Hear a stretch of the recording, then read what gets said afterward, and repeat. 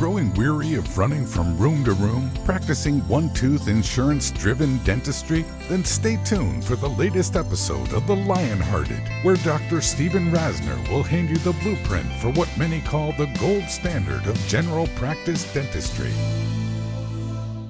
Hi, everyone. Dr. Steve Rasner here, and welcome to the M Podcast. That's right. Tonight, we're going to talk about the M word, money. Tonight's going to be everything that you need to know. Your fees. When do you raise them? How do you raise them? Getting paid up front. How do you do that? And how do you pull that off without patients thinking you're crazy? And why is that even important? So, first, let me thank all of my listeners. Please keep telling your friends about the podcast if you like it, because I'm on the verge of breaking another downloading record this month of February. And yes, that's important to me. That's how pathetic I am. The amount of downloads I have actually influences my happiness. I don't know what to tell you. But listen, I didn't know how long this thing was going to go on for. And as long as I think I'm making a difference to some of you, then I suppose I'm going to keep doing it. And you can let me know that, like many of you do, at my email, which is my name, drrasner@aol.com. And thanks again to the broad vast of you that do listen in every week, especially seem to be tearing it up in my European colleague states, in Ireland especially. And I got one in South America, which I told you I don't get any love in South America. So enough about my very limited fan list. Let's talk about the M word. You know, a couple of the last podcasts, I entitled it the $44,000 Monday or something. And I know just last week I entitled it the $66,000 Wednesday. And by the way, which wasn't even on my mind, today was a Wednesday. And it was quite an impressive number, of which I'm not even going to share with you. So what's this all about? Like, where does the money come in to running a dental practice in 2021? How do you deal with it? You might think that a solo practitioner like me, with such huge numbers, might be callous to that aspect of his practice, especially after 40 years. But that couldn't be any further from the truth. I'm not callous about it at all. I'm, in fact, quite the opposite.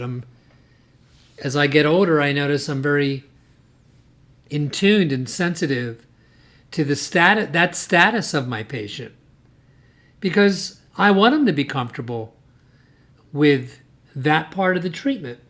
And as I mentioned last podcast, you could argue, and you wouldn't be wrong, I guess, that, well, I don't have to be their accountant. Either they want it or not. That's not really true to me. Look, I and you, we provide a service.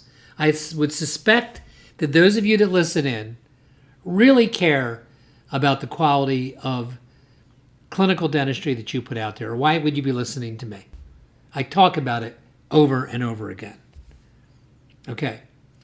And a lot of you probably are also like me in that you wish you didn't even have to even talk about the dollars and cents. And I don't mean we literally, because I don't talk about it. I have an office manager, new patient coordinator, financial coordinator, and quite frankly, she talks about it. And write to me if you want her on the show. One of you did, like what actually goes down inside that room after I leave there, where I'm not talking about the financial commitment. But I have to tell you that the older I get, the more I do allude to, this is a serious investment by you. There's a lot of things I say about money. I say, I'm not here to sell you. I love saying that. If you're not there to cram something down their throat, then you should say something along those lines. And I say it very early on. It lets their guard down. It makes me feel more comfortable, right? I mean, let's be honest with each other for a second. If money wasn't an issue to our patients, I mean, are you kidding me? All of us would be doing exactly the type of dentistry we want to do, right? I run these courses in my office. There's two types, and I've said this before. This is relevant to tonight's podcast. And one is an implant course that I'm giving, by the way, in a month. And one's an extraction course and grafting. Do you think I ever have trouble filling those courses with patients? Because there are no fees to those patients for those services. So I can do and plan literally exactly what I want to plan because money doesn't come into the equation. That would be a nice way to practice. My suspicion is that your real world, and my courses are not the real world for practicing dentistry every day. They are the real world for the clinical dentistry I teach you. How to be expeditious, how to not traumatize the patient, how to come out with beautiful, predictable implant surgical outcomes so your prosthetics is a breeze. That is real. But the fact that money doesn't come into the equation doesn't make it real. So let's back up and talk for a minute about the specific aspects of the M word, money, that I think you're probably interested in. First, let's talk about your fees. Like, I used to wonder how to set my fees. You know, and I know what most of you do. You go to a meeting, or at least you used to pre-COVID, and you might ask a guy that you're comfortable with at the course what he charges for a crown or a scaling root planing or whatever. And maybe you're close friends too. And over the course of time, that's how you set your fees. Or those of you that inherited a prior practice by purchasing it or took over a family member's practice, I'm sure that was your guide, as it should be, your guide. Here's the thing how I really feel, and this should not surprise you. If you haven't done anything special to distance yourself from the masses of dentists, if you've never taken a spear course or somebody analogous to that, you know, if you crank out a temporary crown prep and everything else in 30 minutes with no attention to detail on margins, if that's the type of dentistry, number one, I have to repeat, I'm not sure why you're listening to this show. But if you are changing the course of your career by dedicating some of your non-clinical time to CE, then you indeed deserve to start to begin the process of having very competitive fees. And before I forget, although I don't know why I keep saying this because it just becomes more work, but if you want my fees as a guide, and I would say I'm not embarrassed to say my fees are very competitive. By competitive, I mean high. They should be high. We take enormous time, like many of you watching right now. You know who this message is for right now? This specific point I'm making. For those of you that are on that journey to distance yourself, to become incredible clinical dentists, restorative dentists, and you're not raising your fees, you're still where you used to be because you're afraid. That is who this is intended for right now. And shame on you. Shame on you for having the courage and the conviction to dedicate and do things that the masses of your brothers and sisters in dentistry are not doing. Do you understand that? And I'm not here to throw our colleagues, all our colleagues under the bus, but I know for a fact after 40 years that most dentists are not passionate as those of you listening. They're just not. That most dentists are just fine taking their state minimum CE requirements. I can assure you that's not the Lionhearted dentist way. I would feel lost, even after 40 years of doing this, if I didn't have CE constantly in my life. I mean it. And so let's go back to the fee thing. I just raised mine, by the way, for the first time in many years. I'm going to give you a name if you're in the United States, and I don't know, I'm sure this won't work if you're out of this country. But I believe he still provides a service, and his name is Tom Lamoli Jr. in Atlanta, Georgia. He does not know I'm even talking to you about him. I'm not even sure he knows who I am. His dad did. And what he can do for any of you in the U.S. and maybe Canada is if you give him your zip code, he can tell you what other practitioners are charging for every service you provide. And I think that's not a bad starting point for you, to be quite honest.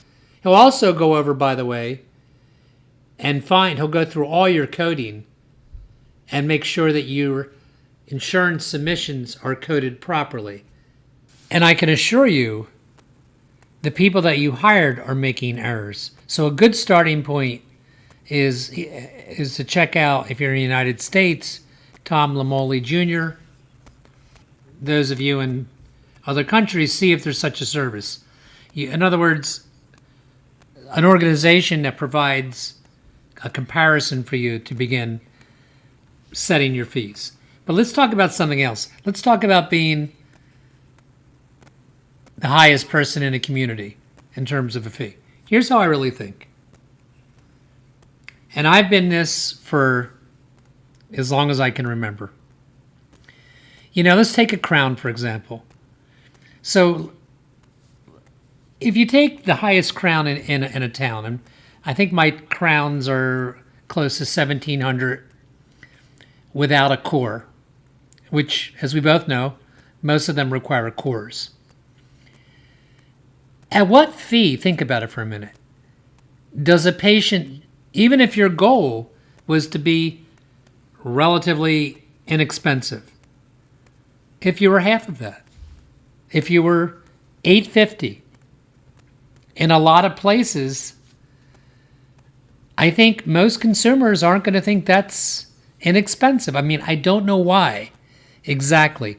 It's probably because they're not aware what goes into that, would be my guess. And is it honest for all of us to say to each other, do we all put an equal amount? I don't think so. Into providing a full coverage crown, just as an example. We don't. I mean, I'm sitting there polishing most of my margins with a brown rubber wheel or point on a slow speed when I'm done. I don't think everybody does that. I'm not saying I'm unique. I'm saying I don't think the masses do that. And so you got to draw a line in the sand and decide what you're going to be okay with. Because let me tell you something. When you go to raise your fees, no matter what, if you haven't raised them in 8 years, 10 years, and you raise them a modicum, a hair, you're going to lose patience. You will lose some patience. So what's your goal in life? To never lose a patient? To be the most inexpensive guy in town? No, this is a principle thing to me. It really is. You have to set the bar as to, are you doing what the Lionheart talks about? Are you committed for real? Not one CE course that you've taken so far, but is that a part of your every year calendar? And you've been doing this, or at least started to do this year, a couple years ago, and it is a regular part of your philosophy to continually improve your clinical services through CE, because there's no other way to do it. If you're doing that, invariably what happens is things can take longer to make provisional crowns, which we all are involved in, takes longer. Are you okay taking impressions in a sea of blood? I don't think so. So the outcomes of those type of dentist services are better. They're bonding, they're cementation processes of the prosthetics that you're putting in patients' mouths last longer. You think it's an accident? You think it's always occlusion when a crown comes out? So, again, we're on a lot of different topics right now.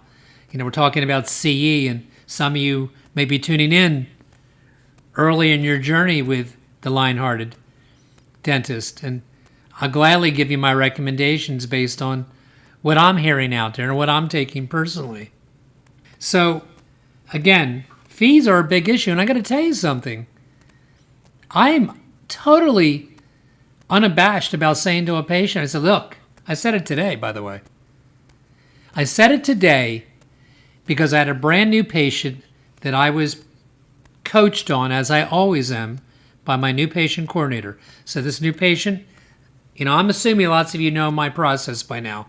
And this new patient goes through our protocol, which part of that includes a one-to-one interview with Michelle before I get in a room. Why did she do that? To give me as much information as she can. And when she did that today with this patient, she told me he's hard as a rock. He's interested in this one tooth he came to you with. That doesn't mean we didn't take a full mouth x-ray. And that doesn't mean he wouldn't submit, which he did, to a full exam. And I tried to warm the guy up, and I did. He didn't go for any treatment plan, by the way. And that's fine with me. But when I was in that room with him, and we both know this, I could tell when I looked in his mouth that he's never had any significant dentistry. He's missing a few teeth. He's got amalgams in his mouth, for God's sakes. He needed a substantial cleaning beyond just a routine prophy. And seemed, by the way, like a solid guy. It's a crime in what you and I do to try to convince patients that they have pathology when they don't have symptoms. It's one of the oddities of the profession you and I chose. But anyway, I said early in our conversation when I felt it was appropriate, I said, listen, I'm going to tell you right now, if you were looking for the Kmart or dollar store of dentistry, this isn't that place. I said, we put a lot into everything we do, including this time with you and me right now, this exam we're having, which he was quoted for that exam. And I'm sure an entry level into many other offices would be considerably less than it is into my office for a new patient consult, x-ray, and exam. And so I knew he accepted that. But I made it clear, I had to make it clear. And I'm comfortable with that. So let me go on about something else, about getting paid up front. Something I wrote a book about. It's called The Art of Getting Paid. I wrote it because I know so many dentists struggle with this concept. Why do I feel the need to be paid up front? And when I say paid up front, to be clear, I mean before I do their work. And that's 98% of the time. Not 90, not 95.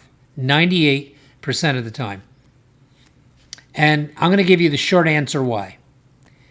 Because either you're going to do the work I recommend, which could be a myriad of treatment plans.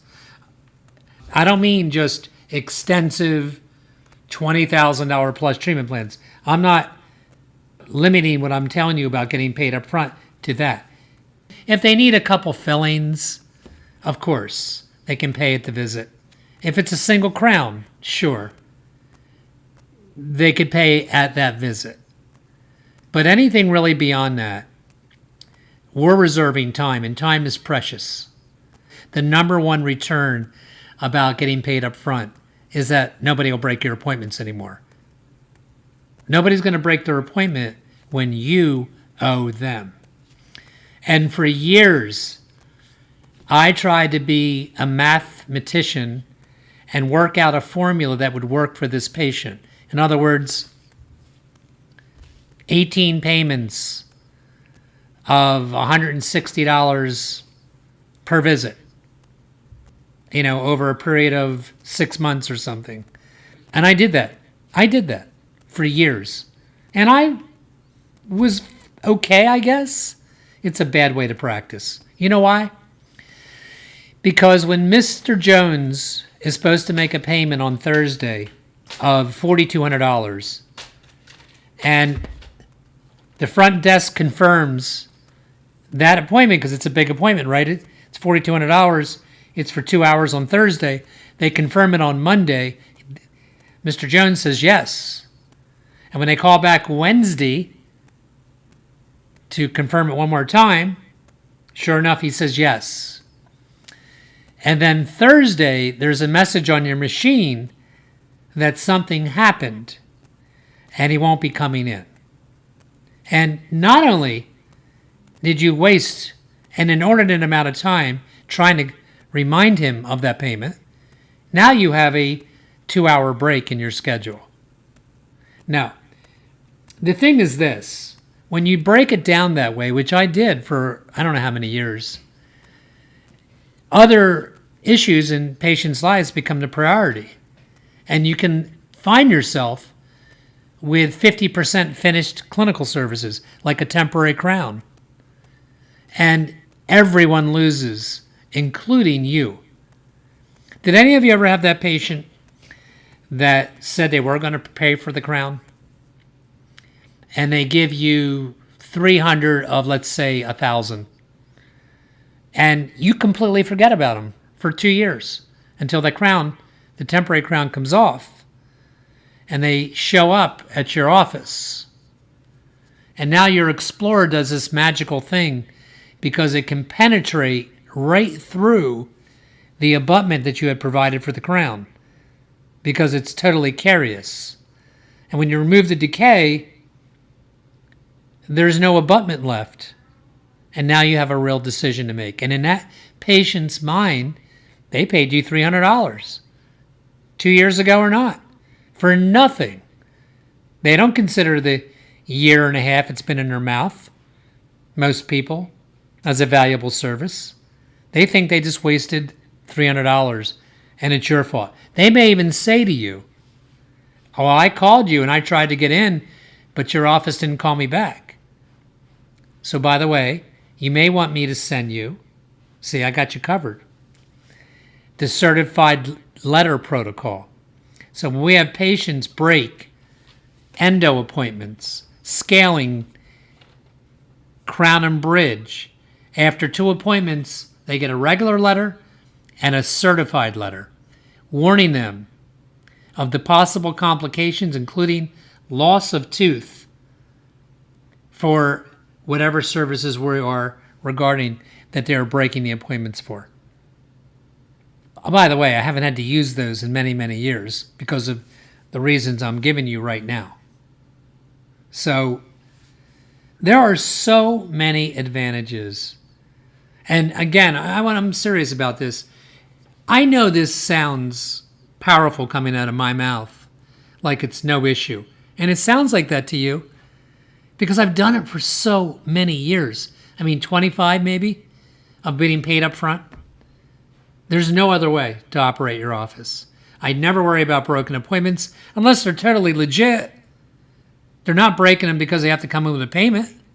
It gets the money issue out of the way. And that's what we tell them. We don't want to be reminding a patient over the course of 4 or 6 months treatment, another payment's due, or this or that. I find it a much cleaner way. And quite honestly, either they can afford it or not. Now, while I'm on that subject, in the area of the world that I live, we have to have assistance with patient financing. So in the United States, there are multiple companies that can do this. Obviously, most of you are familiar with Care Credit. There's Lending Club, which is powerful, and there's Green Sky. And I've used all 3 for years, and you should have more than one in your office because you can be turned down by one of the companies and certainly approved by another. So I don't know whether that's an issue in your part of the country.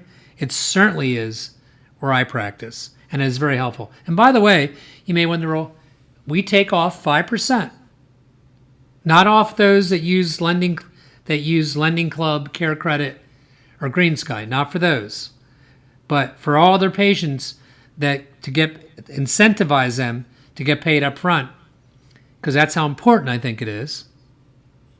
We take off 5%, and I think it's more than worth it. Remember, my fees are not low, and they're not low by design. You know, I'm realizing as I'm sharing this with you how loaded this topic is, and I really hope you hit me with a lot of emails, and including if you have a better way. I mean, this is the way I've done it for many years, and I got to be honest with you, I think my reputation is certainly not that I'm inexpensive, but we are what we are, and we're worth it. And I like to think that's the reputation that many of you have or aspire to. Why would you want to be the cheapest guy in town? What kind of goal would that be? I know it's scary. It's scary when you drop insurances one by one, right? I mean, this is not a common road. This Lionhearted thing is not common, but it is so doable. Do you remember where I practice? I want those of you listening tonight, Google Cumberland County, New Jersey economics. Tell me if I'm exaggerating. And yet I'm sitting here in that environment, which I know many of you have similar environments. And I'm conducting our business the way I'm telling you because it's a better way to practice. I cannot remember or recount the number of cases that never got completed, breaking it down the other way so that the patient could, finally you can afford treatment over 32 payments over the next 2 years. Are you kidding me, man? If they can't, that's fine. It's just not the right time. And I'll leave you with this. So what does the money do? Then there's a lot more to talk about. Because the number one thing it's done for me, honestly, I could list a lot of things. I have written down here, benevolence and community. And I got to tell you, I'm pretty proud of many of you because I know your stories. And you've done a lot for your community, and that's such a win-win in the Lionhearted dentist way to me. Just giving back through all kinds of missions that you can provide in your particular community. And it's really hard to do that when you're worried about working every hour of the day because you got payroll due this week. And I've lived that life. And you can hear it in my voice. I'm telling you, I know what that's like. I can tell you it's that, and that is part of it. I can tell you a great part about it is being benevolent with patients. My last patient tonight has been a patient for 40 years. This is a true story. Not a big story. He's 93 years old, and I had to do a subgingival restoration on a key abutment tooth that holds a partial in his mouth. I mean, it wasn't easy. And, you know, he's a stand-up guy. And I am certain he had no expectations that when he got to the front desk, they were going to tell him, Dr. Rasner said no charge. Just on us. And that happens literally every single day because I can. And don't feel bad if you're in your 30s and 40s and you're not able to do that yet. Or certainly at the rate and level that someone that's been out there more than you like me can provide that. But the real final two things I'll leave with you is the best case presentations you'll ever do is when deep within you, not to be too yoga on you today, that you don't need the case. And the worst case presentation is when you got a couple patients coming in tomorrow and you really need the case. I'm not saying you'll change what you're going to say or do, but it's in the back of your head, and that's enough. And when you practice right when you provide comprehensive examinations and look at all 5 areas of their mouth, when you really just earnestly want to give them a healthy oral machine, and that's your goal, and you're not selling them, and they feel and believe that, it can't be unique to me that will keep you incredibly busy, because it is a unique philosophy in many parts of our industry, and you should aspire to that. But the best thing is for your peace of mind, because even on a great day, what you and I chose to do is never really easy. You have easy days than others, you have better weeks than others, but we're working in the mouth, and there's a lot of challenges to making this all work, and not having to worry. And there's a lot that goes into it. How you live has a lot to do with that. You can gross millions of dollars a year and outspend that income. It takes real discipline early in your career to not get saddled with debt and spend most of your adult career paying interest rates on the money you borrowed because you weren't able to save anything for a myriad of reasons, including outspending your income. I hope this was a message well received by many of you. I hope you give me emails, and I think I need to carry this out a little further. Thanks for tuning in.